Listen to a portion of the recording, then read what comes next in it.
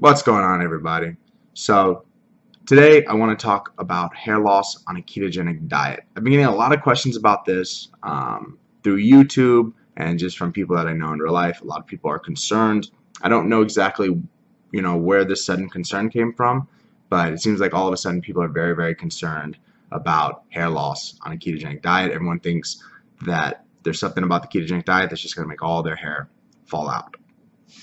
So before I get into this, I do want to mention I'm not a dermatologist, and it sounds stupid to have to say that because I'm obviously not a doctor, people. I say this all the time. But I know I'm going to get flooded with comments of people telling me, oh, you shouldn't tell people, don't worry if you're on a ketogenic diet because they could have celiac disease, or it could be a hyperthyroidism, or it could be, cancer or a rare genetic condition. And all that is true. It can be a lot of things. It could be male pattern baldness. It could be an increase in testosterone, which is increasing your DHT and blocking your hair follicles. There's a lot of things that can cause hair loss. But for the sake of this video, I wanted to address specifically people that had normal, shedding and normal whatever amount of hair they had before and noticed a sudden just increase in the amount of shedding or in the amount of thinning, and nothing else has changed in their life except for the ketogenic diet. So just to keep it simple, so I don't have to cover everything that can cause hair loss, I want to only talk about hair loss as far as the ketogenic diet is concerned. Unfortunately, some people do suffer hair loss on a ketogenic diet, and some people don't. I don't know exactly why some people do and some people don't. I've tried to find studies, but there's really not much that they can link. The same thing that causes hair loss on a ketogenic diet could, in essence, cause hair loss for everyone. It's just some people are just not susceptible to it, and some people are. So we're going to go into all that. There's also a few things you can do if you're suffering some hair loss on a ketogenic diet in the meantime, without having to break your diet. A lot of people, if they start to notice too much thinning, they freak out. They think that it's permanent, that they're going to go bald, and then they're like, oh, I need carbs, and they'll carb up. And then they'll just be like, it'll just be a story about some time that they tried a ketogenic diet, low carb diet, and their hair fell out, and so they stopped. But it's not necessary. It doesn't have to come to that point. And also, the good news is that it's not permanent. So, all right, let's jump right into that. So the first thing that I really wanted to go over, and I apologize because I have some notes here just so I don't get things wrong. But I think it's important to know the life cycle of your hair. So your hair goes through 4 life cycles. The anagen phase, which is when the hair is actively growing, that usually lasts between 2 to 7 years. The short 10-day catagen phase, I believe is how it's pronounced, is when the follicle begins to shrink and the growth halts. The next phase is telogen phase, which is when the hair is resting for about 3 months. It stays attached to your head, but at that point new hair is growing underneath it. The final phase is exogen, in which the hair finally detaches and the new hair takes its place. It says that about 10 to 20% of hair is in the telogen phase at any given time, while the rest is actively growing. So it's a lot of science that I don't think anybody really cared to know, to be honest with you. But the reason I mentioned those different phases is because the hair's transition from the anagen to the telogen phase is sometimes expedited due to stress. That could be stress from your work or any stress you're going through. But again, we're talking only about a ketogenic diet. So major dietary changes, especially dietary changes that cause sudden weight loss, as good as you're feeling about that, you feel amazing as you're on the top of the world. You've dropped 60 pounds in 5 months. You feel amazing, but your body doesn't necessarily feel that way. This is a lot of shock to your system. Your body is all of a sudden like 60 pounds lighter. There's a lot of hormonal changes going on in your body. A lot of crazy different things are happening. And believe it or not, that puts a tremendous amount of stress on your body. So there's actually a term that they have for hair loss, especially when it's related to dieting. It's called the telogen effluvium. That's TELOGENEFFLUVIUM. I butchered that pronunciation, but Google that term if you're suffering from this, because you'll see all sorts of studies done. Ketogenic, people that had gastric bypass, crash diets, everybody kind of suffers the similar thing. It's when the body loses weight too fast. And basically what this does is it throws your body into you basically skip phases, sorry. You basically go from the anagen phase straight to like the telogen exogen phase. So for some people, you may not, when you start a ketogenic diet, you don't notice any changes for about 3-4 months, and then all of a sudden your hair starts to fall out. And that's because you skip the phases. It can do something to the hair follicles to actually make them transition over to shedding. Another thing that is prevalent with a lot of hair loss in weight loss patients is starvation. And I almost didn't want to talk about this because nobody on a ketogenic diet is really starving themselves. But then I remembered a documentary I saw about a very obese person who was still eating 2,500 calories a day, and they were hospitalized. They were very obese, like 600-700 pounds. So it's a bit of a drastic example, but they're hospitalized and their whole body was shutting down. And it turned out that this person was in starvation mode and that their body was dying. And you know, the patient basically told the doctors, like, hey, I've been eating 2,500 calories a day. The problem is that the patient was so large, and they'd had that gastric bypass surgery done, but the patient was so large that eating 2,500 calories a day was still considered starvation mode to the body. The body wasn't getting the calories it thought it needed. It definitely wasn't getting the calories it needed to maintain all that fat. And that's another thing worth mentioning is whatever size you want to be in your mind, and you go online and you Google search how many calories does that body type need, and it's like 1,200 calories. And that's, you know, say you're a 105-pound woman or 160-pound, or you want to be a 105-pound woman, or you want to be a 160, 70-pound man. You Google their calories, but in reality, you're a 300-pound woman or a 450-pound man, and you're looking at the amount of calories that the body needs to maintain a body a third of your size.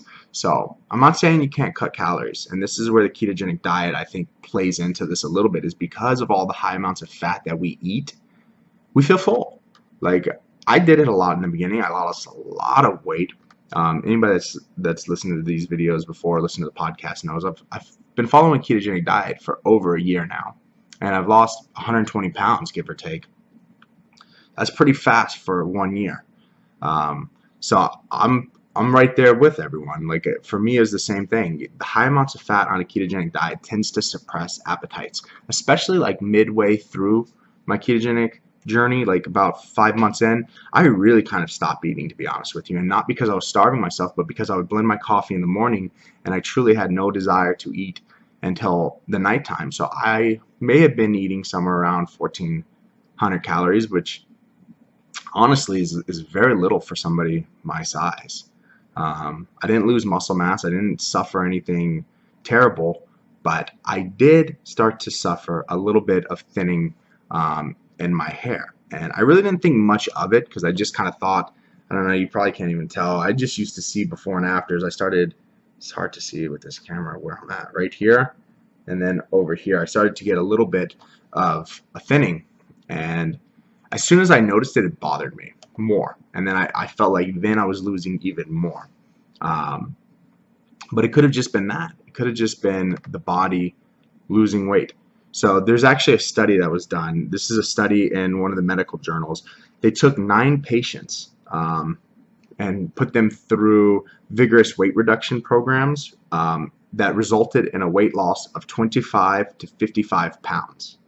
So of those 9 patients, they all suffered hair loss, profuse hair loss within 2 to 5 months. Said the hair loss of 25 to 50% was observed. So that's a pretty tremendous amount of hair loss. The good news is that regrowth of the hair occurred within several months. 3 patients had experienced hair loss closely following a successful weight reduction program on several occasions. Vigorous caloric restriction was subsequent inadequate energy supply for the hair matrix is thought to be the cause of the hair loss. So basically what they're kind of saying there in a very fancy doctor way is the caloric restrictions puts pressure on the body. Now the body, again, this doesn't have 100% to do with the ketogenic diet, because we are not following the same sort of bylaws, I guess you can say, of how we obtain our energy. Our energy is not coming from glucose, so it's slightly different. We do have a lot more stores. We burn ketones, so we have a lot more fat stores. So this is why not everyone on a ketogenic diet suffers hair loss. But there's kind of the similar theory, is that if you're severely restricting calories, you may become malnourished a little bit. You may not be getting enough free fatty acids. You may not be getting enough, different minerals like zinc, vitamin D, vitamin A, vitamin C, vitamin H, or as it's known, biotin. So there is the possibility of becoming malnourished, especially if you're doing like me. In the beginning, I was just blending coffees in the morning, which, let's be honest, that's really just butter and MCT oil, which is great for you, but there's not very many vitamins or nutrients in that other than the healthy fats that we want. And then I'm not eating again until dinner. It's very likely that I'm losing vitamins there. And I from the beginning, I took a multivitamin and stuff, but who knows what's really in the multivitamins, So what else do we have here? I think that's kind of it. Oh, one other, well, I'll talk about that later. So I wanted to talk then a little bit about some of the different things you can do to minimize hair loss. Again, though, just to reiterate, hair loss on a ketogenic diet, it does happen, okay? That's kind of what I wanted to acknowledge here, is it does happen. Well, let me show you something else. It's very weird when you have a camera on. You lose sense of left to right. I don't know which way to turn my body when I'm trying to show you things. But do you see all this? Do you see all this like fuzziness here? This covers my head. When I pull my hair back, I have another whole layer of short, fuzzy hair all over my head. That's the regrowth. So there was some shedding. At first, I thought it was crazy, and then I started to realize, no, there really is some shedding going on. And then now it's regrowing, which is crazy because now my hair is longer, and now when I pull my hair back, I have all these little crazy spiky baby hairs that just fly out all over my head. But it's good because it's the regrowth, and if hair was really dying, there wouldn't really be any regrowth. Another thing that I want to mention, and this I will caution, is a bit of my opinion, because I don't have any facts to back this up. So take what I'm about to say with a complete grain of salt, okay? On a ketogenic diet, especially in males, it's been observed an increase in testosterone. So this is great. This helps muscle definition. I feel like I've definitely gotten a lot more muscle definition in the year that I've been doing this diet than any of the years previously. Even back before I got all fat and I was taking a bunch of creatine and stuff, I didn't get this amount of muscle gain.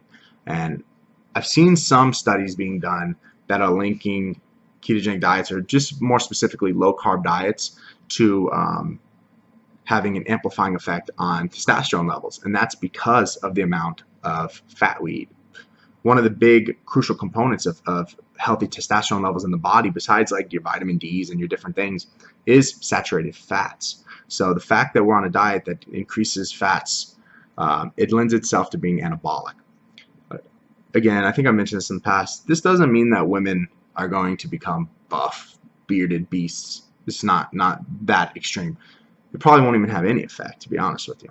But in men, it does lend itself to be anabolic. Now, there's been no in-depth studies or concrete stuff being done to show just how extreme this level of increase in testosterone, if you want to call it, is. There's testimonies, but I always take testimonies with a grain of salt, because people lie, man. Like, I could sit here and just lie for 15 minutes and you really wouldn't know if I'm lying or not. So I always take testimonies and stuff with a grain of salt. But it's worth noting, if there is a possibility that a ketogenic diet is increasing testosterone in males that participate in the diet, it could, in theory, also increase DHT, which is your dihydrogenate testosterone. So when there's too much testosterone in the body has to convert the excess amounts into DHT. And it's not even too much like you did steroids, but that is why people that do steroids suffer extreme hair loss. But even normal healthy amounts of testosterone, if the body's getting more testosterone than it needs, it converts it, because DHT is a compact version of testosterone. It's very powerful. But unfortunately, it has good benefits and it has negative benefits. Sex drive is one of them. I've heard crazy stories too about people that have started a ketogenic diet and they're like, yeah, I feel young again. My sex drive is back.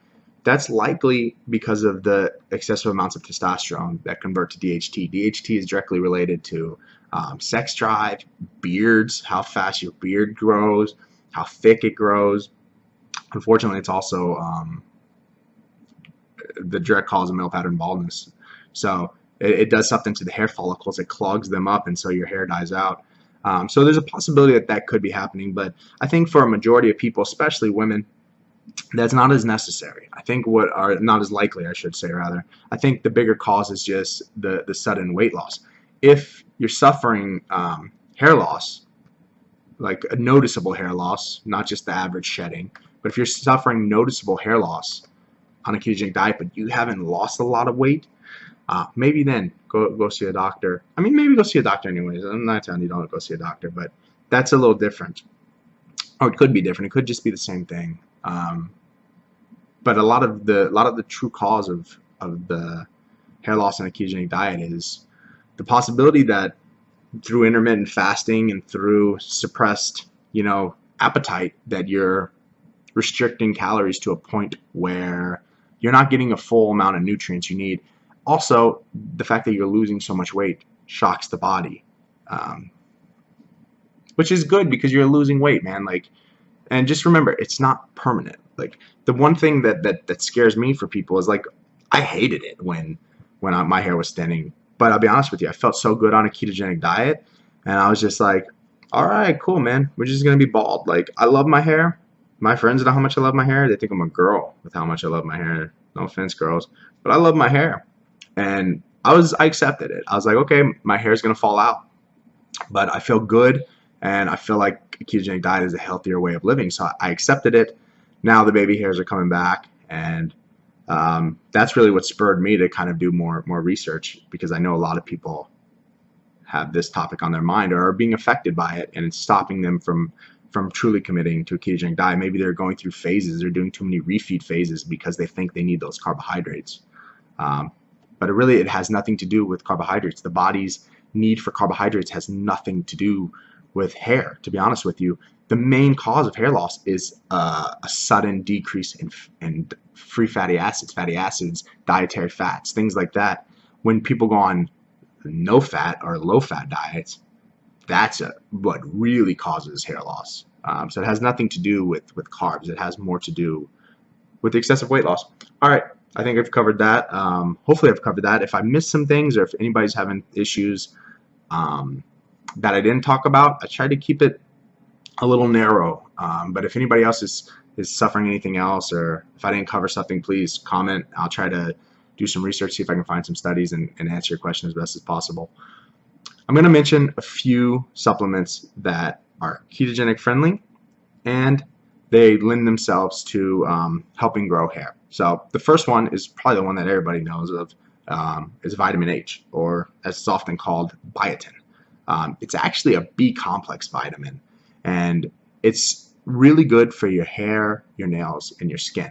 So they make different versions. I mean, you can take a B complex liquid, which is what I like to take, and it's just like a little test tube dropper, and you put it right in your mouth, and you keep it in your tongue for 30 seconds, and your body absorbs all the B vitamins.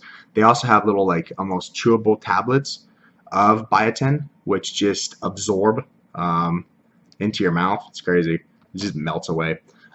Honestly, I take a biotin and I take a B complex because biotin is not dangerous for the body. You take too much biotin, I should say normal amounts. I mean, if you take 100 biotin pills, you may die. So please don't say that I told you biotin is safe in any dose. But I take a biotin tablet, which is like 5,000 milligrams, and then I take my B complex, I think, which has another 5,000. So I'm taking like 10,000 at a time.